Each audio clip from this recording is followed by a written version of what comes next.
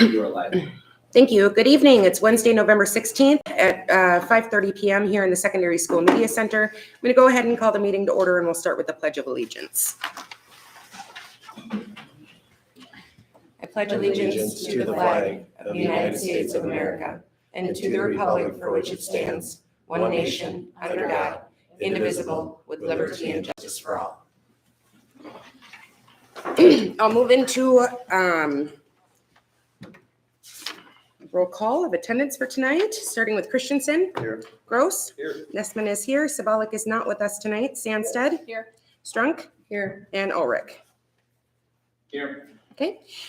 We've set aside a little bit of time this evening for recognition of visitors and public comment. We do ask individual speakers to limit their comments to not more than 2 minutes. Do I have any individuals here that would like to address the board? Mr. Hall? I just want to thank the school for the Veterans Day program they put on last Friday. The courtesy of the students, I was coming up across it, and a young lady walked back and said, "Good morning." And she came over, held the door for about 15, 20 seconds, waiting for me to come in. And this young man opened the other door. There was a whole school program from preschool all the way to high school. Especially that little preschool girl who couldn't stand on the right, so he kept pulling it off. Well, I appreciate what you have done. Yeah, I know that's takes a lot of time, energy, and effort, and manpower and resources to make the Veterans Day program as robust as it is. So I echo what Mr. Hall said, and thank you to everyone that helped pull that together.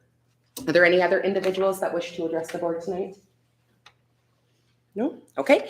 We'll move into modifying our agenda for tonight. I do have a couple of items to add to our agenda. We're going to start with the consent agenda, just specifying that the meeting minutes that we'll be approving tonight are from 10:24 and 11:02. And then on the back of your agenda, we'll be adding number 7 and number 8 under new business to discuss student worker pay and daycare hours and hourly rates of pay. Any other requested modifications or revisions to tonight's agenda? Okay, there's a motion to approve. Is there a second? Second. Moving into a roll call vote, starting with Christensen. Yes. Gross. Yes. Nessman's a yes. Sandstead. Yes. Strunk. Yes. And Ulrich. Yes. Okay, we will move on to C and look at our committee curriculum activities reports and start with number 1, the audit summary presentation from Clifton Allen Larson. Hello again. Hello. Thank you for having me tonight. So in front of you, you have the bound documents. There's a little bit thicker one for nighttime reading if you want to read some of what happened during the year. The smaller one is the single audit, so we test separately the federal awards. So we issue that in a separate letter. And then, of course, the PowerPoint data stream that you're used to seeing each year. PowerPoint just gives a little better picture, able to do a little bit more comparison, see how you are, see where you've come from, things like that. But feel free to stop me at any time if you have any questions as we go throughout this. So we'll just jump into the PowerPoint. So page 2 there, some required communication. So our primary responsibility as auditors to provide an opinion on the fairness of the financial statements presented tonight. We do review internal accounting controls, right? We want to make sure that the district has controls and that they're working. So if there were any issues there, we would definitely let the board be aware of that. We don't test every transaction. We do some detail level transaction testing and then some comparisons current year to prior year, current year to budget. If anything looks out of ordinary, of course, we would do more testing on those areas. Like I talked about, we do review internal controls and compliance over federal award money spent as well. Significant accounting policies, those are outlined in note 1. This year we did implement GASB 87, so that has to do with releases. So you'll see a little bit of wording change, not a whole lot of number change, but in there we've documented it and followed it through and then going forward. Page 3. So remember within the bound document, there's going to be management judgments, accounting estimates, special education aid is a huge one, right? Not quite finalized till next year. So we take a report that's we can analyze it and book that amount for the current year. And then your net pension liability is para and TRA. So that does get adjusted each year. And then we record that portion of it on the district's books. Page 4 No difficulties encountered in forming the audit. Of course, we spent a couple of days on site, and then Diane gets us everything else remote. So it works out really well. Corrected and uncorrected, so we do come in and help adjust just the year-end taxes and receivable, but really the numbers that you're getting month to month are going to be accurate, right? You can rely on that information and make informed decisions off of that. Page 5, so overall of the audit results, the financial statements, we do issue an unmodified or clean opinion on the financial statements. We do have 3 material weaknesses. Segregation of duties, of course, just not quite big enough to separate out everything. And that's why we rely on the board for some of those controls. Have you guys review and look at that information. Financial statement preparation, so we just prepare the bond documents. We do it all day, every day, and then Diane reviews it to make sure she's in agreement with those numbers. And then audit adjustments, we talked about just those few at year end. Uniform guidance, so that's our single audit in your federal programs. So we did have to test 2 this year, child nutrition cluster, and then the education stabilization funds there. Just 1 deficiency there over suspension and debarment of child nutrition. Just need to do 1 more step in that process, and I think that we'll have that covered next year. Minnesota legal compliance, we didn't have any issues noted there. And maybe we can just give a quick explanation. I mean, you hear the word suspension and debarment, and it sounds like a pretty big deal. So what happened is last year, well, like we're struggling to find food vendors, or excuse me, milk vendors this year, they had to finally reach out to Henry's Foods to realize that they were going to be able to provide food. They didn't do the check to make sure that they weren't on the list that said that they could not be a vendor. So I think we trust Henry's Foods just out of Alexandria. It wasn't like we were going to somebody from a foreign country or anything like that. And so we needed to get food. It was one of those timeline issues, I think kind of a learning process for all of us. And we're going to be in the same boat with milk now because we weren't able, so our documentation will show that nobody wanted to give us a bid in milk. And so we'll use our vendor. It won't be suspension of debarment, but that's the new reality we're in, trying to find folks to even just get us commodities. Yeah, so unfortunately, since you're spending federal monies, right, so food services have been federally funded, they just want to make sure that they haven't done anything wrong, right, with the federal government, make sure they're not disallowed to receive those funds, right? So, okay. Perfect. So page 6, then we'll get into some of the numbers. 2018 is on your far right, and then 2022 current year is on your far left. So revenues for the general fund, almost 11 million. And then if you go down, I actually did put actual and budget down at the bottom. So budget, we budgeted about 10.7 million. She came in at a positive 284,000 over budget. Expenditure is about 11.4, budgeted for about 11. So you're about a 335,000 over budget. So when you look at your change in fund balance, about 376,000 decrease, you budgeted for a loss of about 303. So you did come in a little bit worse than budget, right? But when you look at your unassigned fund balance, you're still sitting at 2.4 million there, and that's about 21% of your expenditures. So still right where you need to be. You'll drop it significantly. And then if you look at 2021 and 2020, I mean, you did have pretty good increases those 2 years. So you want to continue year over year of spending that fund balance down. But when you have a plan like that, you know, that's what's going to happen. And then of course you still have some of your committed funds and then some restricted funds in there as well. Or can I ask a clarifying question? The 2.4 unassigned fund balance, the 21% of expenditures, Mr. Brownlow, average bills have been about 6, if we look back Yes. 6 months. So that would be 3 to 4 months worth of bills. Right, yep. Just to put the 2.4 into perspective. Wanted to make sure I was looking at that correctly. Perfect. Page 7 is your food service fund. So again, actual at about 580,000 for revenues, over budget by about 149,000 there. Expenditures 533,000, of course, over budget 109,000. So obviously, food costs rose. Luckily, the federal funding for food service this year increased as well. About 99.9% of my other districts did have a significant positive increase in food service. So you just have to remember that that money has to be spent in food service, and they're pretty particular on what you can spend it on. So page 8, community service fund here. Actual about 303,000 of revenues, budgeted for about 224, so you are 79,000 over budget. Expenditures at 383,000, those actually came in under budget. So when you look, you budgeted for a loss of about 188,000, you came in at a negative 57,000, so you actually ended up better than expected.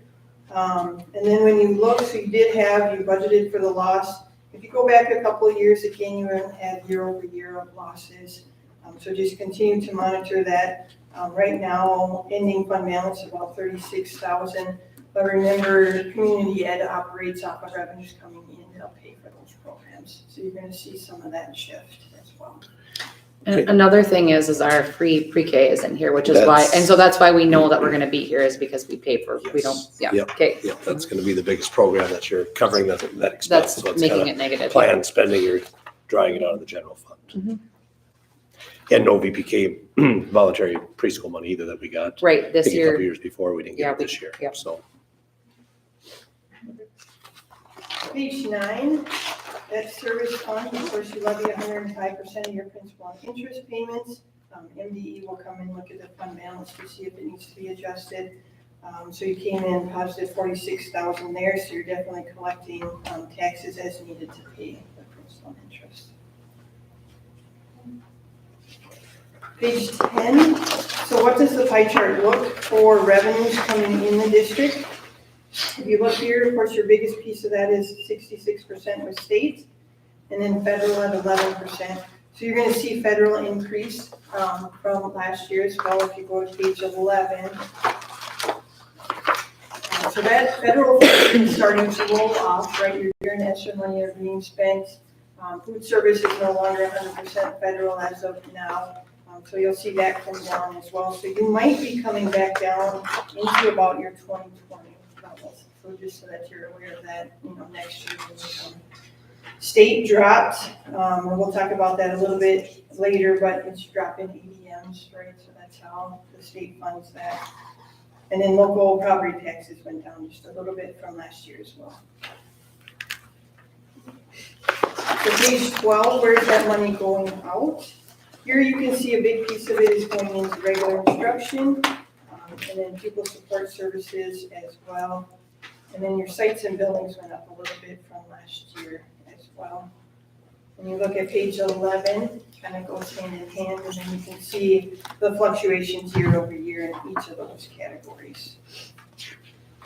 So sites, buildings, and equipment and capital outlay are going to shift year to year, just depending on what projects you have going on.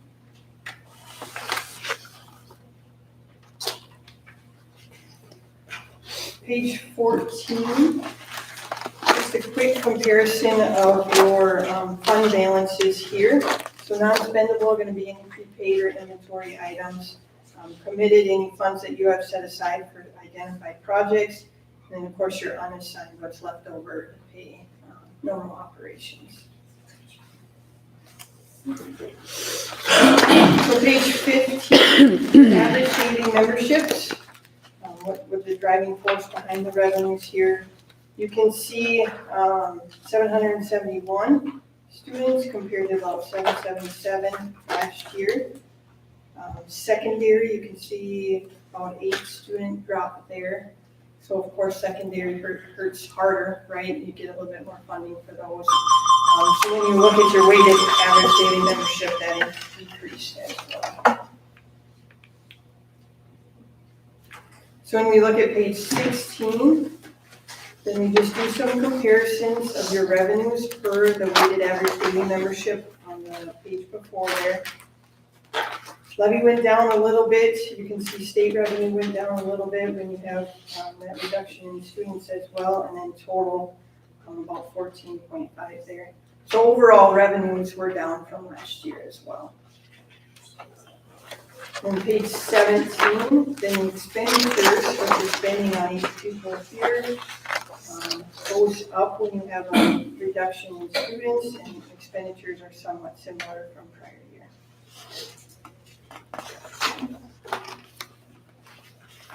So page 18, I'd like to show the open enrollment here. So students served elsewhere, up to 162 here, and then non-resident students, you're at 68. So with that big shift in the blue line, you're gonna notice the next page, we had a shift in that loss in open enrollment. That's what you know with that number. So you're losing about 94 students on your open enrollment coming in versus going out.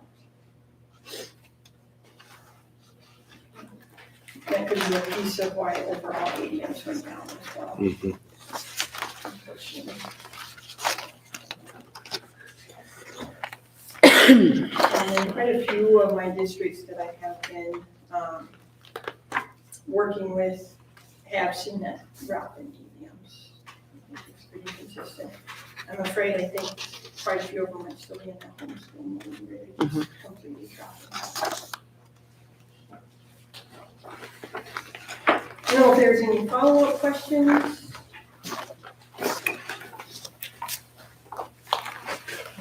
Diane, did you have anything to add from the business manager side of things? So just, I think the big piece is that federal money, as you talked about that one set, and that was kind of mentioned at the last board meeting. What would our budget look like if we didn't have those dollars? Because those are one-time dollars. But then also, yeah, that net loss in open enrollment is a huge factor as well, as we see our student numbers decrease. Because we also know that our lunch balances aren't going to be as strong either. When everybody's lunch was paid for, the federal reimbursement was there. So we're going to be prepared for that. We've got a nice balance there now. So I think we need to do some planned spending, maybe on some equipment that we need at South and North and stuff like that in the food service department, things there. But we also have to be careful that could change. However, some of the tools or the guidelines used to qualify students for free and reduced has changed. Which has also been helpful to the district, seeing where our free and reduced population number is.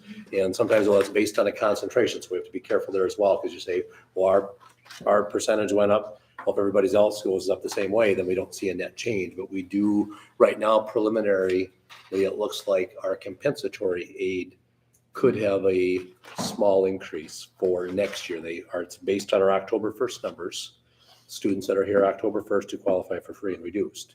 Now those forms can be turned in until December 1st.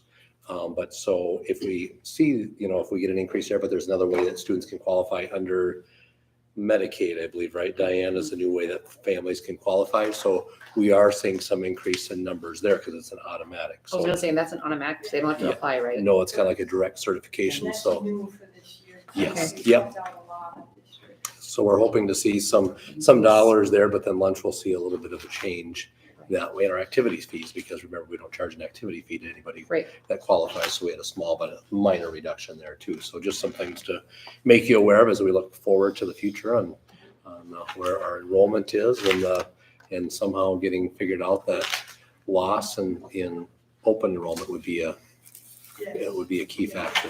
I'll draw that in. I would just add, as always, I know audit time is very labor intensive, so thank you to Diane and Allie, and thank you, Mary, again, for helping us through this process. And a note that I picked up as we were going through this, there were a couple times where you talked about us ending up slightly better than expected.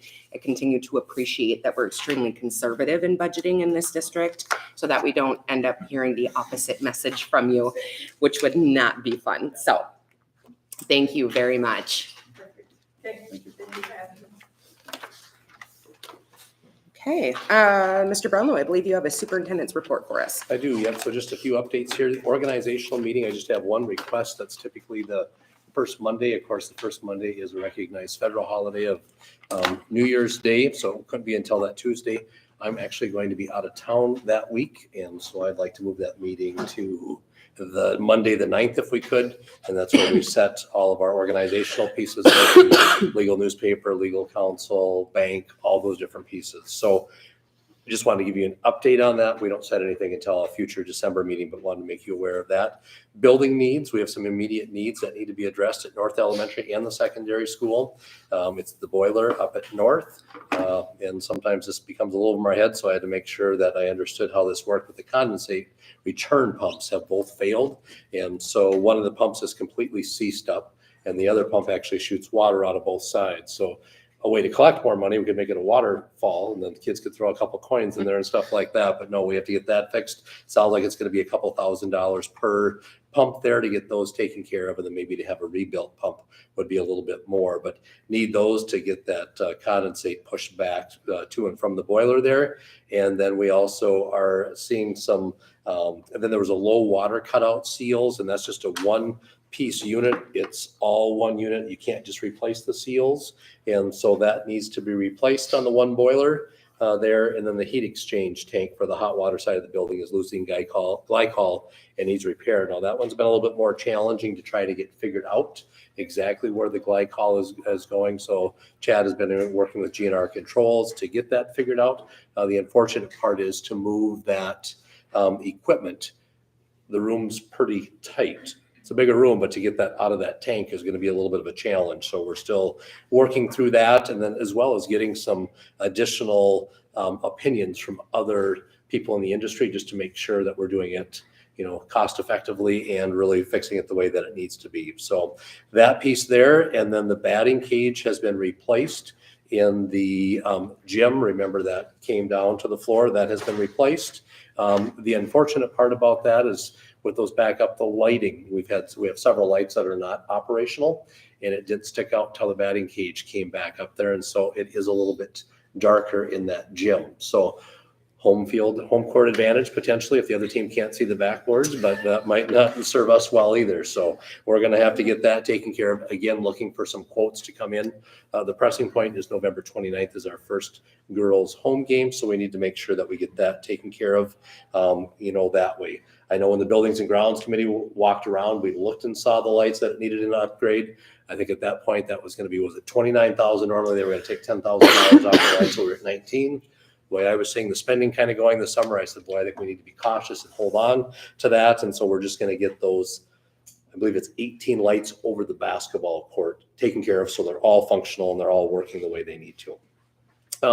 Parent-teacher conferences are next week already. We ended the first quarter last week, and so we'll have those Monday and Tuesday, Monday 3:30 to 7, and then Tuesday from 1 to 7, and of course, in the staff day for no school is on Wednesday as the comp day, and students will not have school on Wednesday before Thanksgiving either. And then my first monthly column will be in regards to weather. Weather's already been a challenge these first couple days, and so I do reach out. I think some people were probably wondering, is he actually checking? I did reach out this morning to the county, and Steve does a very good job down at the bus garage just to make sure that we're on the same page. I got some explanation there. Evidently, they don't like to, which makes sense. The county doesn't want to plow the snow on the gravel road until there's somewhat of a base. Otherwise, the gravel gets pushed into the ditches, and then you got to pay to get it all put back up there and put new gravel on. So I told Pat I appreciated him explaining that to me. So, but the practice there is to 5 o'clock reaching out to if there's other schools that are looking to make a similar decision, and then calling Pat at the county and then Steve at the garage and seeing if we're going to be safe enough to get kids here to and from school. And then today, the students performed Shrek Junior for our 3rd through 8th grade students, and they did a fine job with that, performing for the kids. So if you have time this weekend, Friday, Saturday, or Sunday, I would make a point to come and see the kids there. It's great to see what they're doing. We have a lot of musical and theatrical talent that was definitely displayed today. And then just to echo what Ella said about the Veterans Day program, I would like to thank Mrs. Kreft. She puts a lot of time into it. So it was Mrs. Kreft, Mrs. Schoenbauer had her FCS kids make the breakfast, and then Mrs. Nye had a mixed group sing the national or the Star Spangled Banner at the very beginning. The cool part, I don't think they recorded it, but the cool part was to see, I believe our elementary students actually interviewed the veterans. And then I think Mrs. Kreft and maybe a class put it into third person. And then some of our students, high school seniors, shared those in front of the group. And that was remarkable to hear those stories from our veterans, and then also just to hear what those kids put together was a good learning experience for our kids. I think that's the value for our kids. I wish it could have been during a school day, because I think we've lost a little bit of sight of that, right? Of how do we serve? Because all those folks that were being talked about was how do they serve their country, looking beyond themselves. And I think we've kind of changed that just a little bit in how people approach that. And so it was neat to see. Well, like Ellis came up to share his appreciation. We had a lot of that on that Friday, just saying, hey, thanks for doing this. We appreciate this. And not giving us time always to thank them for the service that they provided to our country. By the way, Maya, thanks for your service. We probably should have did that last Friday too. Right. So very good. So those are the things that I had to share on my superintendent report. So before I forget, are we saying January 9th at 5:30? So it should Or be no? official action. So I would think probably at our December board I meeting, just I'll need to just know have, for, yeah. yep. So that would be the official action then, just to say set organizational So meeting. Monday at 5:30? Yep. I just want to put it on before I forget. That sounds good. I guess if that would work for the group. Very good. Okay, we'll move into the approval of the payment of claims. And Ms. Strunk, I believe you have a few checks to go through for us. Yeah, let's see here.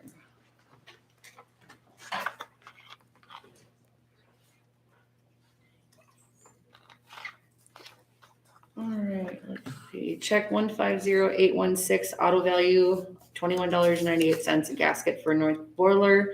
Check 150845, Grant County Lumber. There's some musical set supplies, submersible pump for South Elementary. Check 150876, Rupp's Unique Auto Body for fuel filler housing for the Yukon, $81. Otherwise, the amount that we're looking for approval for payment of the claims is $691,062.90. And I would motion to approve. Okay, there's a motion. Is there a second? Second. And a roll call vote, starting with Christensen, Yes. Gross, Yes. Nessman's a yes, Sandsted, Yes. Strunk, Yes. and Ulrich. Yes. We'll move on to our consent agenda. We have 3 items. Three different items on the consent agenda. So I'll review all of those items, including the sub-items under those 3 items, and then ask if there's a motion to approve the consent agenda. Those items are approve the meeting minutes from 10:24 and 11:2, to approve the final reading of the following policies with statutory and recommended changes by MSBA and or other updates. The policies are policy number 610, field trips, policy number 612.1, development of parent and family engagement policies for Title I programs, policy number 613, graduation requirements, policy number 614, school district testing plan and procedure, policy number 617, school district insurance of preparatory and high school standards. The following 3 say removal. And then 535 is the new policy replacing 432. Oh, understood. Okay. So we would remove policy number 617, removing policy number 432, which is animals in the school, and removing or adding the new policy number 535, service animals in schools. Item number 3 is to approve the following personnel items: to approve Les Mao as long-term sub for secondary school PE teacher. Comments or questions from the board? Is that for because of Gator, or what is the long-term sub for PE Yes, teacher? we were unable to make that. The college demanded that he went down to the other location and was unwilling to make that change. So Lovely. Okay. That is unfortunate, but grateful that we have Les that could Right, yeah. provide that, Yeah, I fill was that gonna say, I position. just saw that and I went, something must have changed. So I yeah, just no, wanted to they make did sure I not allow understood. us. Yeah, they required him to go to the other school to finish that elementary piece. Any other comments or questions from the board? Seeing as none, do I have a motion to accept the consent agenda? So moved. And is there a second? Second. Roll call vote, starting with Christensen, Yes. Gross, Yes. Nessman's a yes, Sandsted, Yes. Strunk, Yes. and Ulrich. Yes. Move on to new business. We have, number 1 under new business is to approve the resolution accepting donations. We have the following donations to accept tonight: Kensington Bank in the amount of $200 for the musical, Michael Hagan in the amount of $100 for the musical, Terry and Faye Geezy in the amount of $200 for girls basketball and the musical, and the Kensington Lions Club in the amount of $100 for the musical. Do I have a motion to accept these donations So moved. by resolution? And is there a second? And roll call vote, starting with Christensen. Yes. Gross. Yeah. Nessman is a yes. Sabalik is not here. Sandsted. Yes. Strunk.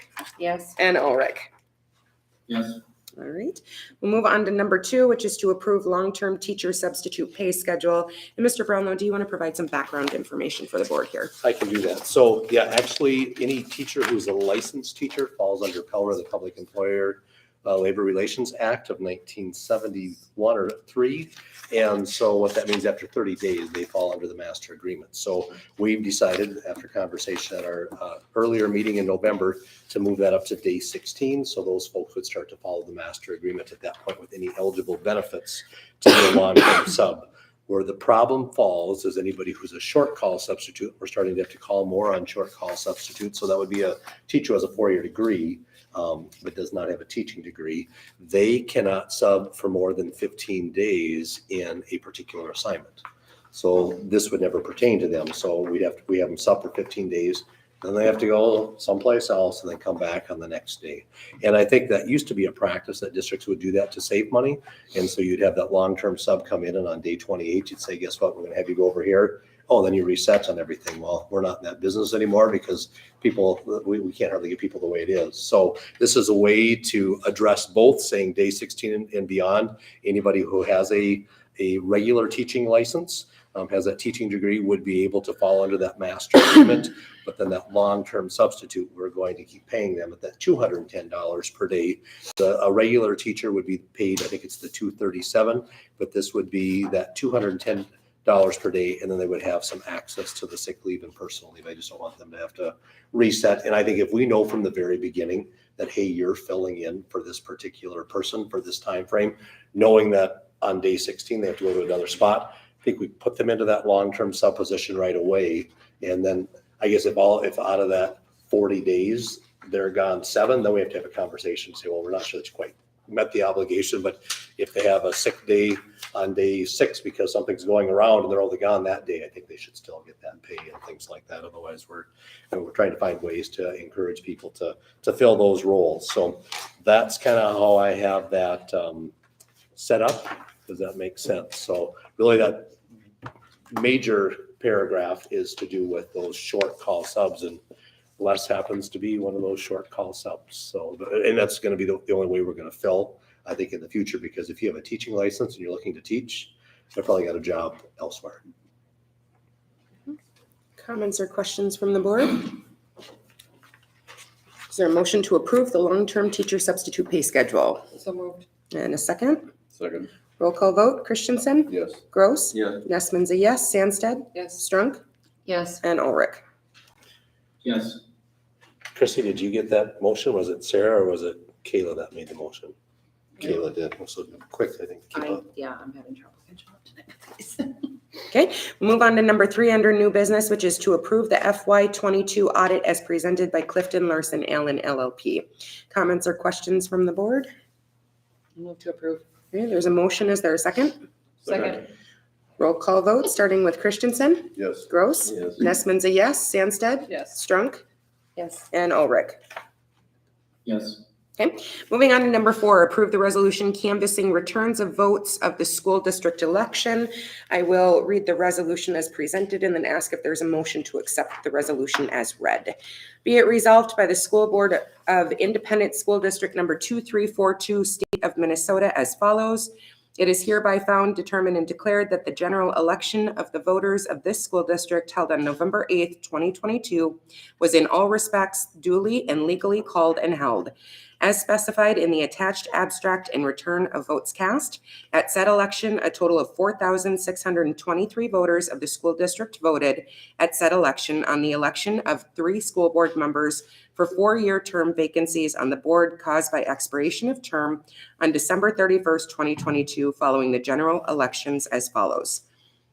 Candidate Sarah Strunk, 1,428. Candidate Jared Olson, 1,224. Candidate Michelle Nessman, 1,194. Candidate Anthony Green, 989. Candidate Dale Rao, 953. Candidate Persephone England, 664. Write-in total of all 21. Candidate Strunk, Candidate Olson, and Candidate Nessman have received the highest number of votes, are elected to 4-year terms beginning January 2nd, 2023. The clerk is hereby directed to certify the results of the election to the county auditor of each county in which the school district is located, in whole or in part. The clerk is also directed to report the results of the referendum revenue authorization election to the Commission of Education within 15 days of the date hereof. Is there a motion for the adoption of the foregoing resolution as read? And is there a second? Second. And roll call vote, starting with Christensen, Yes. Gross, Yeah. Nessman's a yes, Sandsted, Yes. Strunk, Yes. and Ulrich. Yes. Very good. Move on to number 5, approve annual community education report. Mr. Brownlow, do you want to provide some background information on this agenda item also? Yep, I can just, so Megan completed this as a community education personnel. And so just kind of shows the different programs stating that we would be, in order to get our community education funding, that we're providing those youth programs, those after-school programs. And it just kind of shows you, if you look at page 3, all the folks that are served through community education programs in our district there. So I just wanted to kind of bring that to your attention, that you can see that not only are we busy during the school day, but we have many events and activities in our community education and in our after-school programs. So now you will see, it talks about facilities and highlights. I did question Megan on this because it doesn't show, that we're not using facilities. And the response that we got from MDE, the person who coordinates that, Michelle Kamenoff, just said, she is only to complete that if she's the facility usage coordinator, which that's Mindy and Mindy Moritz and Jake take care of that. So she said, nope, you don't have to complete that portion. So that's the report for your review. It has been submitted for your review and approval. Very good. Questions, comments, or is there a motion?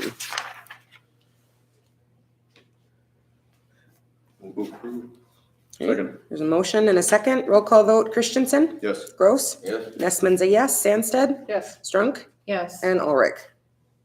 Yes. Okay, move on to number 6, review compulsory education report. Is this just for discussion tonight, Mr. Brownlow? Yeah, just kind of bring it to your attention. So the compulsory education report is just to make sure that our homeschool students and any student that attends a private school is getting the educational things that the state would require. And so there's reports that need to be submitted back to the school district by October 15th.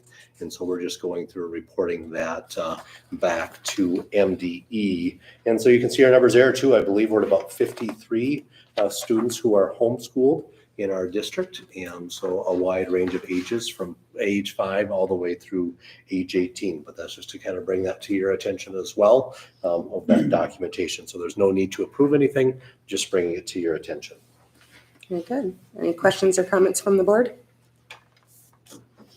Okay, we'll move on to number 7, approve increase for student worker pay from $10.59 an hour to $11 an hour. It's a continuation of the discussion we started a couple of weeks ago, but Mr. Brownlow, do you want to remind the board about this action item tonight? Sure. Again, just trying to find ways to make ourselves comparable to other employers in our area. So we were paying the minimum wage of $10.59. I did a little bit of checking on some employers in the area. $11 seems to be that benchmark, and we're fortunate that we live where we are. Otherwise, McDonald's and those could make that even more challenging for some of our student workers there. So any student worker position, we would be paying $11 per hour. So just going up that small dollar amount, but I think we could be seeing students filling in more roles. Potentially one of the things that I've talked to Chad about is maybe we need a couple on-call students for custodial. If we have a custodial person who's absent or maybe needs to stay home with a child and they call us up and we have nobody else, then we can at least say, hey, here's our on-call student workers. Can you both come in and, take care of this hallway, here's what needs to happen, they would already know, they've been trained and things like that, just to give us some more opportunities, some good job training, but also to help us out. Because I know in the last few weeks, we've seen some teachers also grabbing the vacuum and trying to help out here and there just because we've been short. So hopefully this would help to put a little bit of money in some of the kids' pockets, give them some job training, and also help us get some of those tasks completed. And this would also apply to our childcare program. We have a student worker there as well. Comments or questions from the board? Is there a motion to approve the increase for student worker pay from $10.59 an hour to $11 an hour? And is there a second? Second. Roll call vote, starting with Christensen. Yes. Gross. Yes. Nesman's a yes. Sandsted. Yes. Strunk. Yes. And Ulrich. Yes. Move on to number 8, approve change to daycare hours and hourly rates of pay. Mr. Brownlow, again, do you want to remind the board? We started this discussion a couple weeks ago, but if you could bring us back up to speed. So the same piece being there a little bit, coming to how do we attract additional employees to help cover our childcare program. We know it's an important need in our district. And so Megan did reach out to some of the staff who are helping fill in there. And a couple of things that they mentioned. One was time. Going until 5:30 is becoming a challenge for them. And I get it, right? If you work till 5:30, then you got to go home and make supper and get kids' homework done. All of a sudden now you're on the back side of things when you could have been done at 3:30. And so that was one of the requests. I did reach out to a couple folks and they said, you're starting to see that more and more. Family daycares are even saying we're done at 5 o'clock and you're going to have to make arrangements to be here by then, just because that 5 o'clock hour is so important there. And then the other thing was pay. And so looking to add, and we did this in my prior district, adding that premium pay if you have certain positions that maybe require additional expertise or you're struggling to find people to fill those roles. And that was one of the things that was mentioned, was maybe a little bit of extra pay there would help too. And so the recommendation is to add a $2 per hour premium wage increase, not for their entire day, just when they do that after school program. So if Megan or Natalie say, hey, we need some help, we're short today after school, if they fill in to do that, they would see that extra $2 per hour on top of what their current hourly rate of pay is in the after school childcare program. Is the only one that we currently have set up with that. Now, if something else comes up, that would be require board approval as well. So if we see something else that requires additional premium pay, we would do that as, on that point as well. So just again, hopefully trying to find ways to attract folks to work for the district so we can, because we're right now currently short 4 paraprofessionals, 2 in the high school, 1 at each elementary. So we're still trying to fill those with little success. And so we have to get that figured out too, but hopefully this will help us take care of that childcare program because we know that that is an important need in our district. Very good. Comments or questions? I'll move to approve. Okay, there's a motion to approve. Is there a second? Second. Oh, sorry. Roll call vote, starting with Christensen. Yes. Gross. Yes. Nesman's a yes. Sandsted. Yes. Strunk. Yes. And Ulrich. Yes. Okay. We have no discussion items on our agenda for tonight. There is a reminder at the very end of the agenda that the next board meeting scheduled for December 7th has a start time of 6 p.m. due to the truth in taxation hearing that is scheduled that night. And with that, I'll ask if there's a motion to adjourn. Second. Motion and a second. And hopefully my last roll call vote for a while. We'll start with Christensen. Yes. Gross. Yes. Nesman's a yes. Sandsted. Yes. Strunk. Yes. And Ulrich. Yes. Okay, we'll see you at the board table next meeting, Maya. Yeah.